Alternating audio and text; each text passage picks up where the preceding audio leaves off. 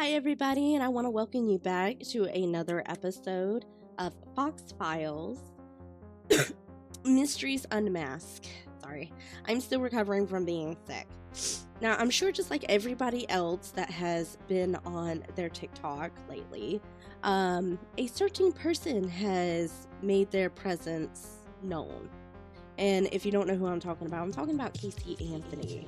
Now, she's been on TikTok for the past couple days that I've seen.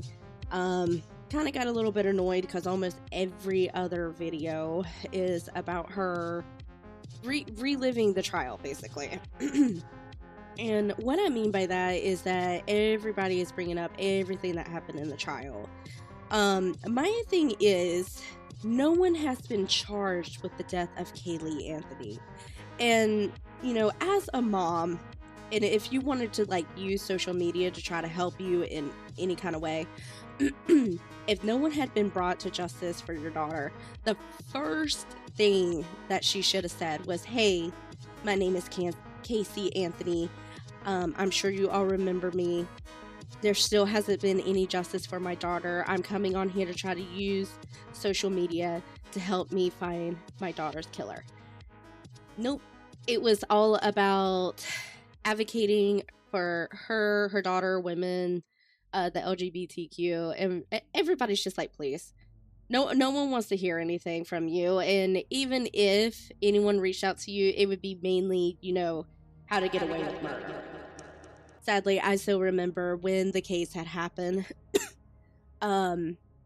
The news almost stayed on every single day, waiting to see what kind of update has happened, what's been said, what's going on, because her story, it was so crazy. Let me start from the beginning. Caylee Anthony was charged and then acquitted for the death of her 2-year-old daughter.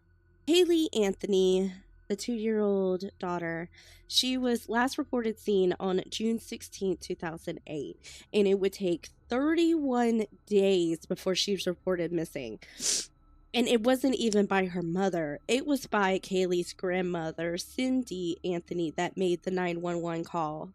Caylee later then called police and falsely told dispatch that Caylee had been kidnapped by a nanny on June 9th, and she was trying to do everything she could do to find her without getting the cops involved. Now, this next part I'm going to tell you is from a new documentary that has dropped about Caylee and her cellmate when she was in prison. She was charged for falsely giving reports and leading the cops on a wild goose chase. We'll get to that in a minute. But apparently, at some point, she had told her cellmate that, I guess, at another point, they thought they had found Caylee.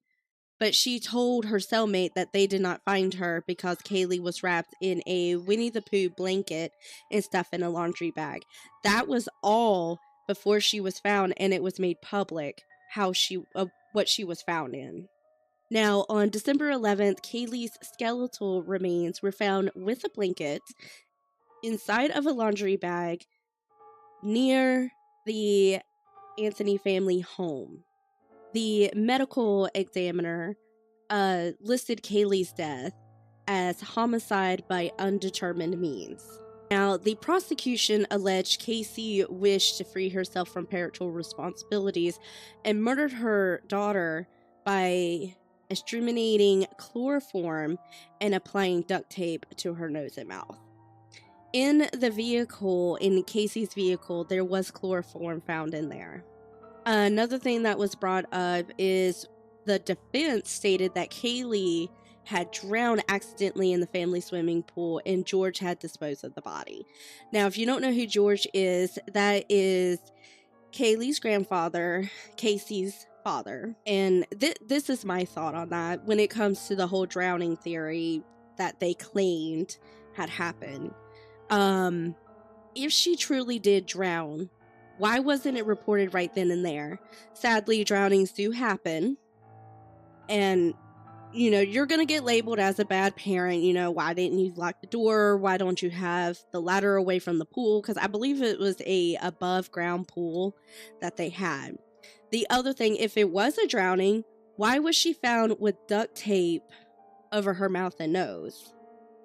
The other thing, George, I believe, was a retired cop. I know he was an officer at some point. I know this is going to sound bad, but officers would have more knowledge on how to get rid of a body. So that doesn't make any sense to me. Now, we have on July 5th of 2011, a jury did find Caylee not guilty of first-degree murder, aggravated child abuse, and aggravated manslaughter of a child. But they did find her guilty of misdemeanor counts of providing false information to law enforcers. She did serve time for that, and she was released July 17th, 2011. Let's go back to June 16th, 2008. George did see his daughter leaving with Caylee, and at some point later on, Caylee did tell her mother, Cindy, that she was taking Caylee to the nanny, aka Zanny, the nanny. Now, about 30 days after Caylee's departure, her car was found in an abandoned parking lot and towed away. Her father and mother, George and Cindy, were notified about the car, that it had been impounded. When George went to recover the car, he and the tow yard manager noted a strong smell coming from the trunk, which both later stated they believed that it was a human decomposition happening. Later, once officers had the vehicle in their possession, they had opened the trunk because they could also smell decomp, but there was only a bag of trash. That day, Cindy also reported Caylee missing, calling 911 dispatch, and Caylee's car smelled of dead bodies, and that she had not seen Caylee for 31 days. 911, what's your emergency? There's something wrong. I found my daughter's car today, and it smells like there's been a dead body in the damn car. Okay, what is the 3-year-old's name?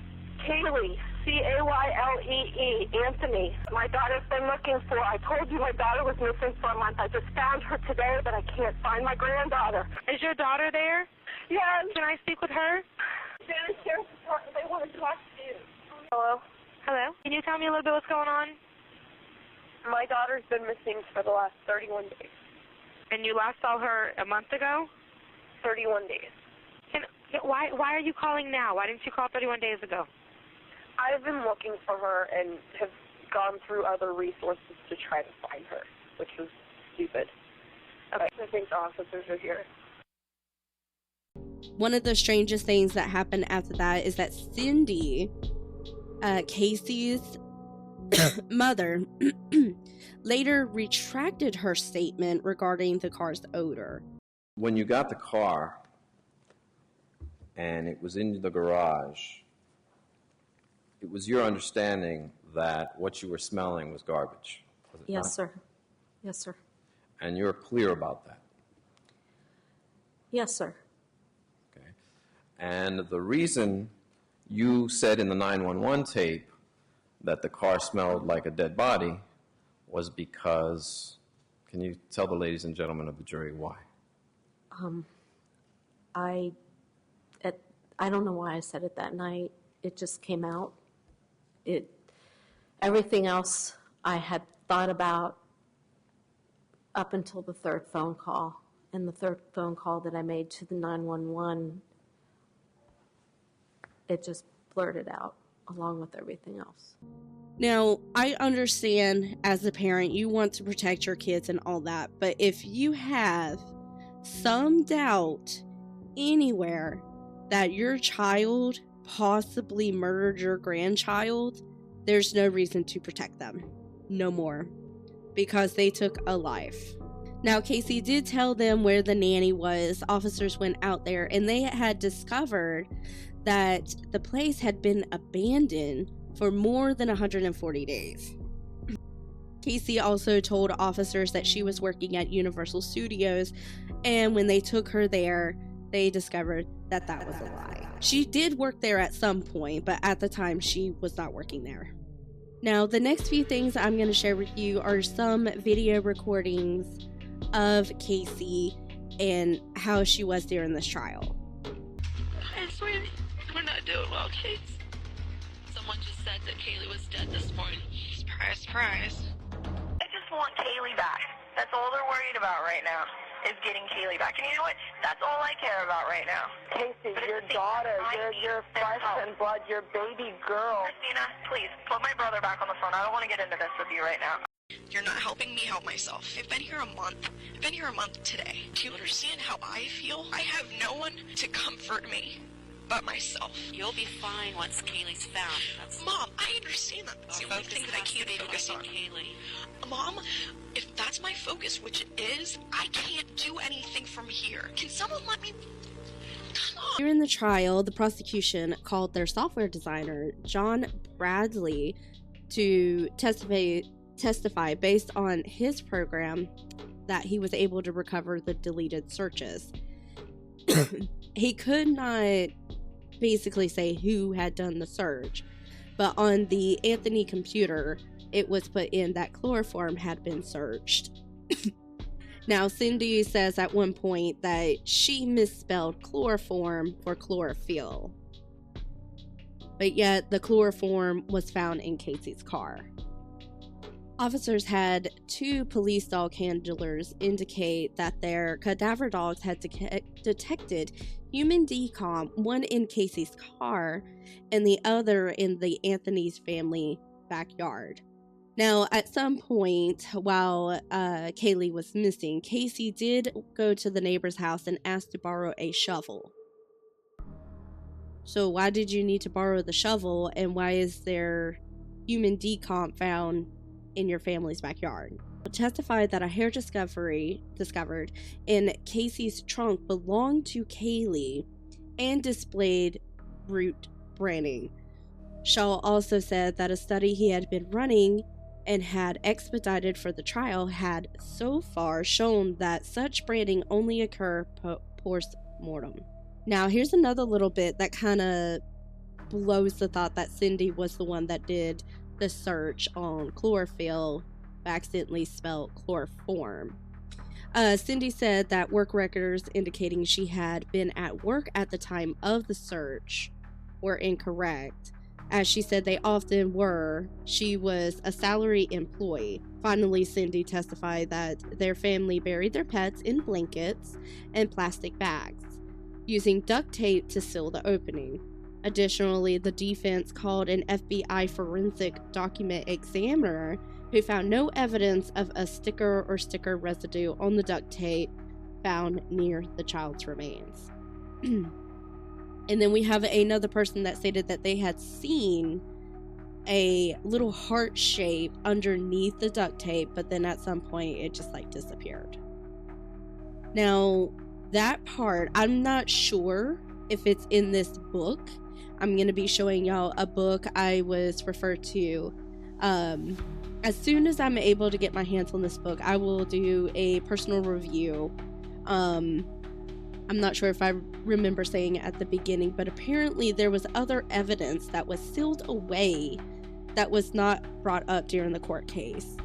And that leads me to believe that there was probably more really bad things that happened that no one knows about. And I guess maybe they weren't ready for the public to hear. Or it could have been that Casey was truly the monster that we know, and she would have truly been put behind bars. But because of the jurors, we will not ever see that happen. By the time both sides had concluded their case, the prosecution had called 59 witnesses for 70 different testimonies, and the defense called 47 witnesses for 63 different testimonies. Casey did not testify. By the time the trial was finished, 400 pieces of evidence had been presented. Now, in the closing arguments, they were held on July 3rd and 4th. Ashton states belief that Casey had killed Caylee to free herself of parental duties, saying, "When you have a child, that child becomes your life. This case is about the clash between that responsibility and the expectations that go with it, and the life that Caylee Anthony wanted to have." He also brought up the whole accidental drowning, how it was absurd, no one would make an accident look like a murder. Judge Perry said that he could not address the abuse claims given the lack of evidence presented at the trial. Casey tried to say at one point that she was SA and abused by her dad and her brother, and she feared that was going to happen to Caylee. That's one of the reasons why she left. Now, guys, I want to bring up this book that I was referred to. Apparently, in this book, all these questions get answered and more. Is there evidence that someone other than Casey killed Caylee? Who else had access to Casey's car? Is there a real Zanny the nanny? Did Cindy lie about searching the internet for chloroform? Is there something suspicious about Casey's friends? Was any evidence sealed from public view by court order? Is there evidence that Casey was pimping Caylee for sexual purposes? There's the real reason Casey failed to report Caylee missing for 31, or what's the real reason Casey failed to report Caylee missing for 31 days? Did Casey abuse or neglect Caylee? What is child abuse and neglect? What dysfunctional core issues did Casey and her parents exhibit? How can we prevent another similar death? How can we make meaning out of this tragedy? What is a likely future for Casey and her parents? What can we learn from this painful story? So that leads me to think that just listening to the questions and what little description that you get from the book leads me to think there probably was more evidence that was sealed away. Personally, I believe no matter what, especially when it involves the death of a child, all evidence should be presented. It shouldn't be sealed away, because now Caylee will never get justice for her death, for her murder. And it's pretty effed up. I still find it... How do I put this? Not so much shocking because of the type of mother she is, but the fact that no one has been brought to justice for Caylee's death. And the fact that she's trying to come back to social media. A lot of people have pointed out that she has a lot of debt. In one of the videos I saw, I'm going to try to look up and see if this is true. But apparently someone said from the court stuff, she's like $500,000 in debt. And over the years, it has went up to $700,000. And it just seems to look like the only reason why she's coming to the internet is apparently she can't find a job anywhere because no one wants to seem to hire her. So she's hoping social media will be a way of her making money so she can make a living. But if you're coming to social media and your child's murder has not been solved, why didn't you ask the internet for help? The internet that I've seen has helped a couple families, actually a lot more than just a couple families, get the justice that they need for their family. So why didn't she try to ask for help like that? I mean, there's just so many. It's all wrong. It doesn't make sense. It feels like some of it, like the whole drowning thing and stuff like that. There's no way of proving that she drowned because unfortunately when she was found, it was just skeletal remains. If there was still some flesh, you could probably find from the lungs if there had been water in it. This case, like I said, it's heartbreaking. I feel like some of it was just thrown out there to give them more time to come up with any other stories or any other evidence. Like they try to say about George cheating on his wife because he was visiting a friend while she was sick. What does that have to do with the case? What does that have to do with Caylee's death? Like, it just doesn't make any sense. But that's all we got to talk about today. The next case we're gonna do will be about Gabby Petito. That's been going all over social media again ever since the new documentary had dropped on Netflix. So until next time, bye everybody. I hope you have a good day.